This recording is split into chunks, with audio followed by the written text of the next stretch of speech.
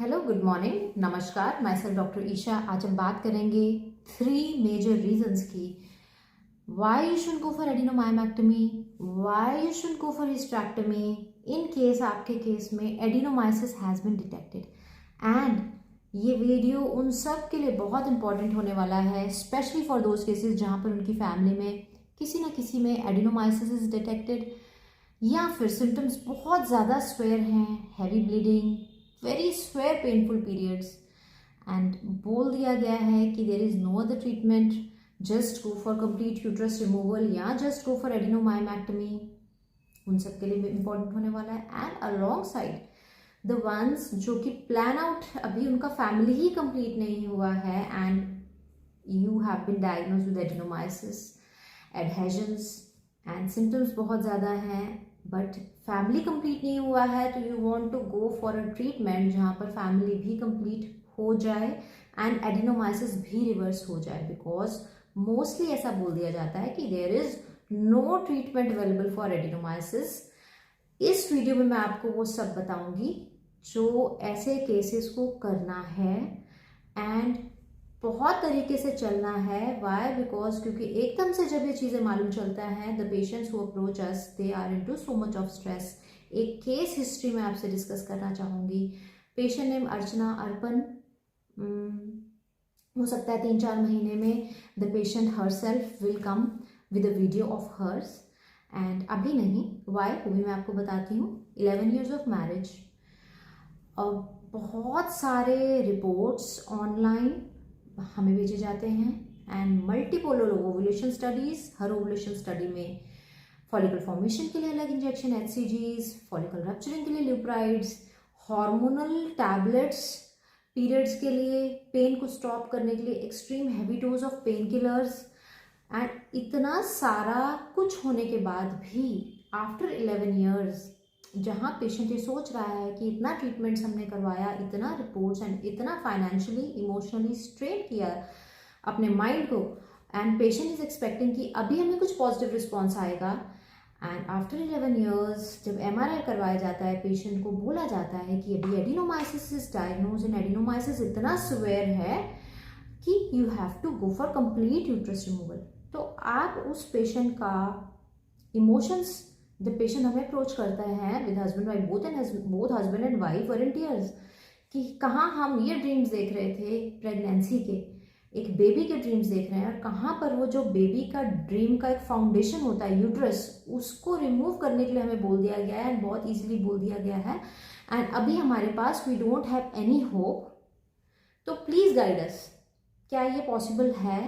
Uterus को remove करना पड़ेगा। ये केस हिस्ट्री पेशेंट का रहता है, उसके आगे तो उनका ट्रीटमेंट जो भी चला।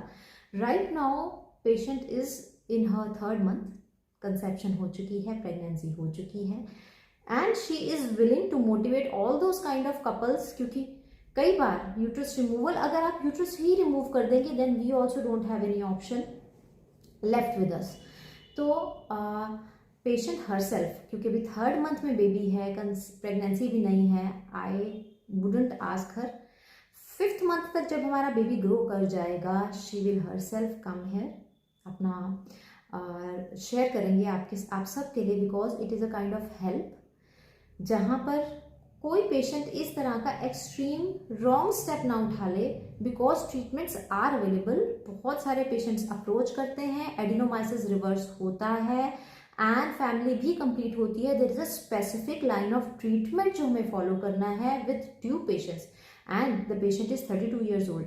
3rd month अच्छे से कंप्लीट हो गया है, यूएसजी में everything is fine, heart and other जो ऑर्गन्स डेवलप कर रहे हैं बहुत अच्छे से हैं, लेकिन for my sec I feel कि 5th month तक हम जाते हैं। After that she her self will share किस तरीके से कहाँ कहाँ हम आगे बढ़े हैं, and it will be a motivation for all of you. जहाँ एडिनोमाइसिस हो गया है एंड जस्ट एक चीज़ दिमाग में आ गई है, adenomyosis means hysterectomy, adenomyosis means myomectomy, जबकि माइंड में ये चीज़ होना चाहिए एडिनोमाइसिस एक जस्ट ब्रीफ डिस्क्रिप्शन उन सब के लिए। एडिनोमाइसिस है क्या? एडिनोमाइसिस जस्ट जैसे एक यूट्रस की इनर लाइनिंग रहती है, हर मंथ वो ग्रो करती है with the hormonal changes, estrogen progesterone के चेंजेस से वो ग्रो करती है एंड वो ब्लीड करके आउट हो जाती है, जिसको हम बोलते हैं नॉर्मल पीरियड्स आ जाना।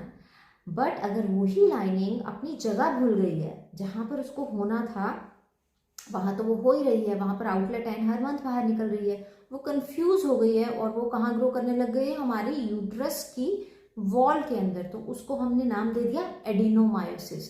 अब वो हर मंथ यूट्रस की वॉल में ग्रो भी करेगी हार्मोन्स के साथ और वहीं पे ब्लीड कर देगी। आउटलेट कोई है नहीं, बाहर जाने का रास्ता नहीं है, वहीं पे इकट्ठा होके टिश्यू वहाँ पर जमने लगेगा। कहीं पे भी ब्लड इकट्ठा रहे तो कैसा हो जाएगा, चिपचिपा। अगले मंथ फिर ऐसे होगा, उसके अगले मंथ फिर ऐसा होगा, तो क्या होगा, वो फैलने लगेगा। एक होता है ऐसी चीज, यूट्रस की वॉल ऐसी है, हर तरफ से है। अब अगर वो एक पॉइंट पे ही ग्रो कर रहा है, ब्लीड कर रहा है, एक ही पॉइंट पे स्पॉट हमें नजर आ रहा है, तो हम उसको नाम दे देते हैं फोकल एडिनोमाइसिस। सिमिलरली अगर वो पूरी वॉल में स्कैटर होके डॉट्स डॉट्स डॉट्स डॉट्स की तरह है, तो उसको हम बोल देंगे डिफ्यूज एडिनोमाइसिस। अब फोकल एडिनोमाइसिस और डिफ्यूज एडिनोमाइसिस में सिर्फ इतना ही डिफरेंस है। बट अगर हम उसको सर्जरी से रिमूव करते हैं तो क्या होगा, वहाँ स्कार फॉर्मेशन हो जाएगा। स्कार फॉर्मेशन के आगे बहुत सारे इश्यूज रहते हैं, जो वीडियो में एक्सप्लेन करूँगी तो बहुत लंबा रह जाएगा। ऐसे समझ लो, यहाँ पर पिंपल हो गया, हमने उसको कट लगाया, रिमूव कर दिया, तो क्या होगा, एक स्कार हो जाएगा। बट क्या और पिंपल्स फेस पे नहीं होंगे? क्योंकि पिंपल्स फेस पे होने का एक रीज़न है, और वो क्या है, ब्लड हमारा इम्प्योर है। सपोज आप ये कर लो, तो जब तक हम उस ब्लड को प्योरीफाई नहीं करेंगे, एक को काट दिया, अब अगली बार क्या होगा, मल्टीपल पेशेंट्स ऐसे अप्रोच करते हैं। एक बार हमने एडिनोमाइमेक्टोमी करवा लिया था, बट अभी क्या हुआ, 5 to 6 months में वो बाउंस बैक कर गया। अभी एक पिंपल को यहाँ से अगर हम कट कर देंगे तो क्या दूसरा पिंपल यहाँ नहीं हो सकता है? बिल्कुल हो सकता है। एंड बाउंस बैक ज़्यादातर बोलते हैं कि यहाँ पर एक एक्ने हो गया, उसको छेड़ो मत बार बार। जो हमने देखा है, after surgery sometimes speed increases and after surgery multiple points पे वो चीज़ होने लगती है। तो हमने क्या किया, हमने ट्रीटमेंट नहीं किया डिजीज़ का, हमने फॉर द टाइमिंग अपनी हैप्पीनेस के लिए, क्योंकि यूएसजी में उसके बाद आएगा कि जो आपको दिख रहा था वो भी नहीं दिख रहा है, बट डिजीज़ अंदर रहेगा। तो हमें क्या ट्रीट करना है, हमें डिजीज़ को ट्रीट करना है। तो सर्जरी से क्या हम वो डिजीज़ को रिवर्स कर रहे हैं? नहीं कर रहे हैं। समटाइम्स उसके साथ क्या होगा, हमारा स्पीड बढ़ जाएगा। एंड अगेन अगर हमें बेबी चाहिए एंड हमारा हार्मोनल इम्बैलेंस इतना ज़्यादा है, तो ऐसे केसेस में एक तो यूट्रस पोटेंट नहीं रहता है बेबी को कैरी करने के लिए। इसीलिए जो हमारे पेशेंट हैं, ऐसे मल्टीपल पेशेंट्स हैं, रिसेंट मैं केस आपके साथ डिस्कस कर रही हूँ, ऐसे मल्टीपल पेशेंट्स हैं एडिनोमाइसिस के साथ, pregnancies, deliveries, happy babies, everything हुआ है।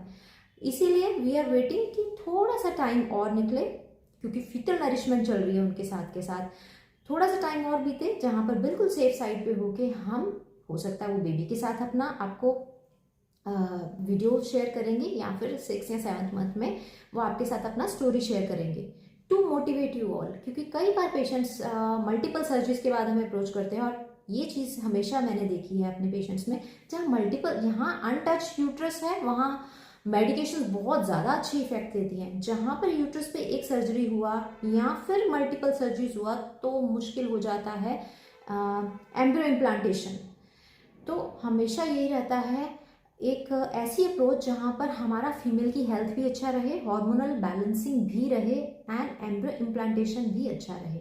इन तीनों चीज़ों पे हमें वर्क करना होता है। साथ के साथ एडिनोमाइसिस रिवर्सल रहे। एडहेजनोलाइसिस हर्ब्स एडहेजन्स को रिजॉल्व करेंगी।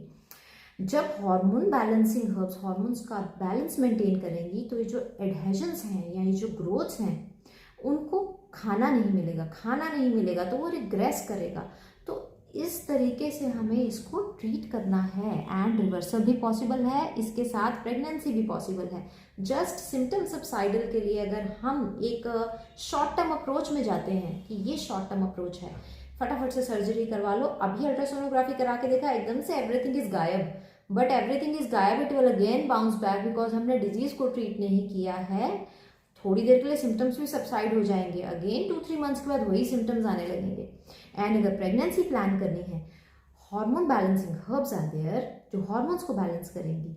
अलॉन्ग विद दैट हमें ऐसे केसेस में इम्यूनोमॉड्यूलेटर हर्ब्स, इम्यून सिस्टम को स्ट्रॉन्ग करना है ताकि जो वहाँ पर डेब्रिस है, एडहेजन्स हैं, वो बॉडी खुद से सेल्फ ईट करे।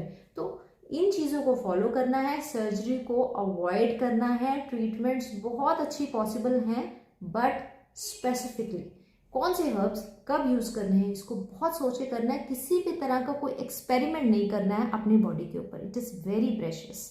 Thank you so much for watching.